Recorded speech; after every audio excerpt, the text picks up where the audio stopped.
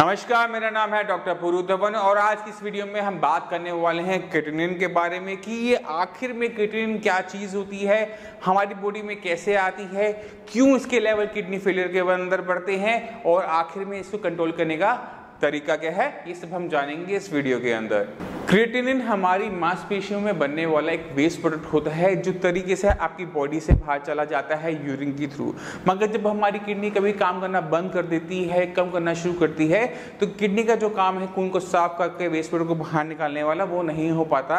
जिसके अंदर क्या देखा जाता है कि ये जो क्रिएटिनिन है जो आपकी मांसपेशियों में बनता है, ये बॉडी से बाहर ना जाने के कारण आपकी बॉडी में इकट्ठा होना शुरू होता है और इसके लेवल बढ़ना शुरू होते हैं। ये बढ़ते हुए लेवल आपको संकेत देते हैं कि आपकी बॉडी में क्रिएटिनिन जैसे और ज़्यादा टॉक्सिक मटेरियल भी इकट्ठे हो रहे हैं।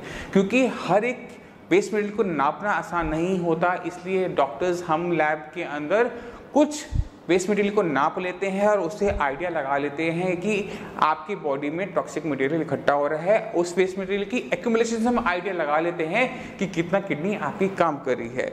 क्योंकि क्रिएटिनिन को नापना आसान है, यूरिया को नापना आसान है, इसलिए आपकी सभी किडनी फंक्शन रिपोर्ट के अंदर इन्हीं दो पैरामीटर्स को नापा जाता है। बाकी जो वेस्ट मटेरियल होता है उनको नापना आसान ना होने के कारण, एक्यूरेट ना होने के कारण उनको आपकी रिपोर्ट्स में शो नहीं किया जाता है। क्योंकि क्रिएटिनिन मांसपेशियों में बनता है, ये बहुत ज़्यादा टॉक्सिक मटेरियल नहीं होता, ये जहरीला नहीं होता, ये आपको बीमार नहीं बनाता, मगर ये आपको संकेत देता है, इशारा देता है, एक बहुत क्लियर पिक्चर आपके सामने रखता है कि आपकी किडनी की फंक्शनिंग लो हो रही है।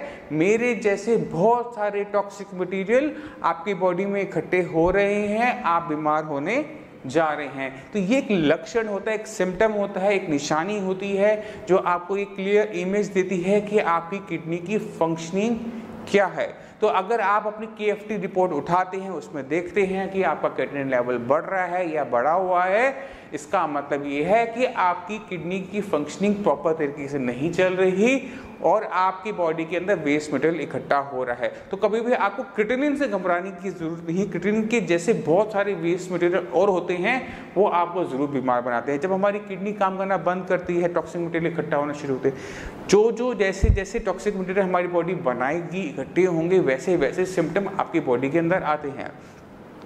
मान लो आपकी किडनी ने काम करना बंद किया और आपकी बॉडी के अंदर यूरिया इकट्ठा होना शुरू हो गया। आपने KFT रिपोर्ट दिखा, उसमें यूरिया का लेवल होता है कि ये फलाना आपका यूरिया का लेवल है। अगर ये लेवल ज़्यादा बढ़ना शुरू हो जाए तो आपकी बॉडी में क्या सिम्टम उत्पन्न होते हैं? जब यूरिया का लेवल आपकी बॉडी में ज़्यादा बनता है तो आपको हेडेक, लॉस ऑफ एपेटाइट, भूख नहीं लगना, वॉमिटिंग जैसी फीलिंग आना, मितली उठते रहना, घबराहट होते जाना, मुंह से गंदी स्मेल आना, मुंह से ऐसे लगता है मछली खा रखी है, मुंह में मेटेलिक टेस्ट आना, ये कॉमन फीचर्स होते हैं जो लक्षण नज़र आते हैं यूरिया के बढ़ने की वजह से। क्योंकि आज हम बात कर रहे हैं क्रिएटिनिन की, तो क्रिएटिनिन के बारे में भी जान लेते हैं कि जब ये बॉडी में बढ़ता है तो आपको क्या सिम्टम पैदा होते हैं। जब आपकी बॉडी के अंदर सिर्फ क्रिएटिनिन बढ़ना शुरू होता है तो आपको सिम्टम मिलेंगे स्किन में रैश के, स्किन में आपको डिजीज होनी शुरू हो गई, दाने निकलने शुरू हो गए, रैश निकलने शुरू हो गए, आपको खुजली होती है। आप जाते हैं डर्मेटोलॉजिस्ट के पास, वो आपको क्रीम देते हैं, आपको मेडिसिन देते हैं और देखते हैं कि उसका कोई रिजल्ट नहीं हो रहा, वो ठीक नहीं हो पा रहा। तो एक लक्षण होता है कि आपकी बॉडी के अंदर क्रिएटिनिन इकट्ठा होना शुरू हो गया। दूसरा लक्षण क्या होता है कि आपकी मसल्स में क्रैम्प आना शुरू होता है। क्योंकि क्रिएटिनिन जो बनता है आपकी मांसपेशियों में बनता है, क्योंकि आपकी मांसपेशियों का जो वेस्ट प्रोडक्ट है वो मांसपेशियों में ही पड़ा हुआ है, आपकी बॉडी के अंदर सर्कुलेट कर रहा है। इसकी वजह से मांसपेशियों के अंदर फटीग देखा जाता है, उनके अंदर ताकत, काम करने की ताकत चली जाती है, वो कम होना शुरू हो जाती है और आपकी मांसपेशी थका थकी रहती है या उनमें क्रैम्प्स होता है, ऐंठन आनी शुरू हो जाती है। तो ये लक्षण होते हैं क्रिएटिनिन के। क्योंकि हमारी किडनी काम नहीं कर रही, यूरिया भी बढ़ रहा है, क्रिएटिनिन भी बढ़ रहा है, इसके साथ और हजारों चीज़ें साथ में बढ़ रही है। जैसे है पोटेशियम। पोटेशियम एक ऐसी चीज़ है जो हमारी मांसपेशियों को ताकत देती है, उसको सही तरह से चलने के लिए मजबूर करती है। मगर कभी आपकी बॉडी के अंदर पोटेशियम की मात्रा ज़्यादा हो जाए तो आपकी जो मांसपेशियां हैं उनमें थकावट बन जाती है, फटीग बन जाती है। क्योंकि हमारा दिल भी मांसपेशियों का बना है, वो हर टाइम धड़कता रहता है। तो वही मांसपेशियां अगर उनमें थकावट आती है या कमजोरी आनी शुरू होती है तो आपकी हार्ट की गति बदल जाती है, वो एरिथमिक होता है, यानी आपका हार्ट अब सही तरीके से पंप नहीं कर पा रहा, सही तरीके से पंप ना करने के कारण आपके सारे वाइटल ऑर्गन्स यानी आपके दिमाग में, आपके लंग्स में प्रॉपर तरीके से ब्लड का सर्कुलेशन नहीं हो पा रहा, जिसका रिजल्ट क्या होता है कि अगर पोटेशियम की मात्रा ज़्यादा हो जाए, 7+ हो जाए, तो आपको कभी भी हार्ट अटैक आ सकता है।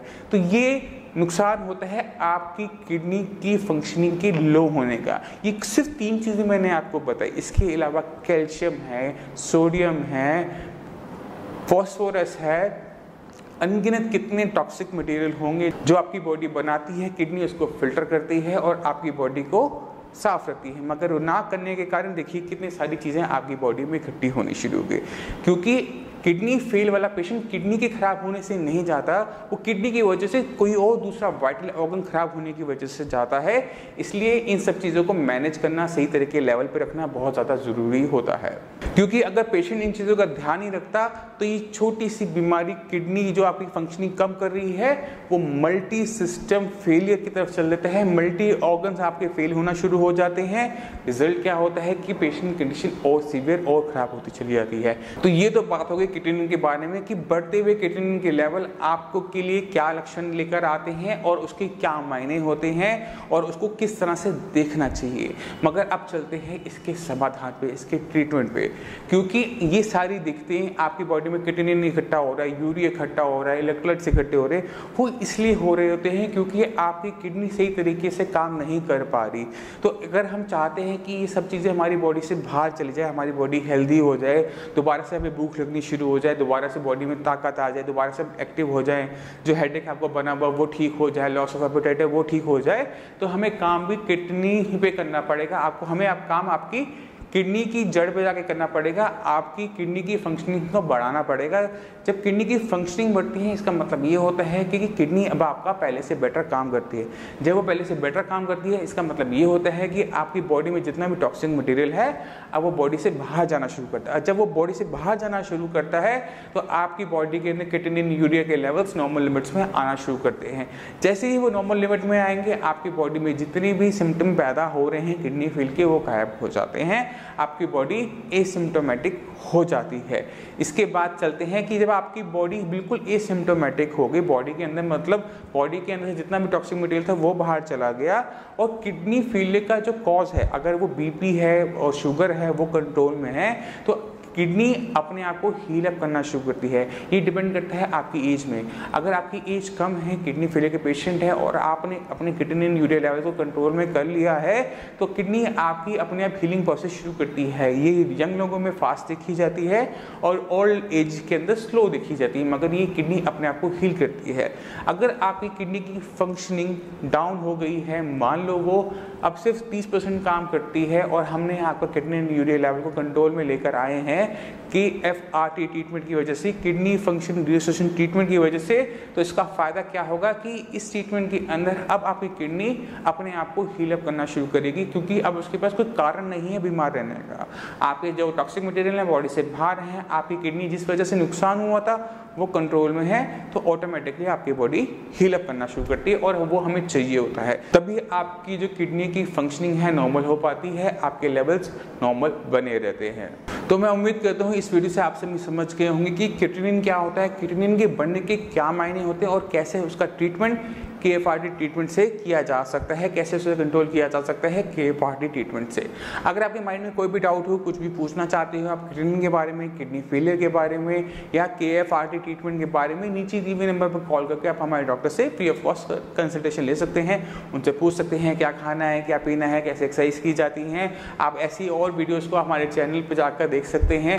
आप हमारी साइट saikidney.com में जाकर एक छोटा सा फॉर्म होता है जहाँ पर अपना नाम, एज, जेंडर, कितने टाइम से आपको दिक्कत है, क्या सिम्टम्स आ रहे हैं, क्या लेवल्स हैं आपके क्रिएटिनिन के, कितनी बार आप डायलिसिस करवाते हैं नहीं करवाते, वो सब आप मेंशन करके अपनी जितनी भी मेडिकल रिपोर्ट्स होती हैं, जैसे आपके अल्ट्रासाउंड हैं, DTPA स्कैन्स हैं, ब्लड की रिपोर्ट्स हैं, आप उसमें अटैच करके हमारे डॉक्टर्स को भेज दीजिए। एक बार डॉक्टर्स को देख लेते हैं, आपकी दिक्कत को सही तरीके से इवैल्यूएट कर लेते हैं, तो वो आपको सही तरीके से KFRT ट्रीटमेंट बता पाते हैं। मैं उम्मीद करता हूँ ये वीडियो आपके लिए बहुत ज़्यादा हेल्पफुल रहेगी किडनी फेलियर को समझने में, क्रिएटिनिन को समझने में।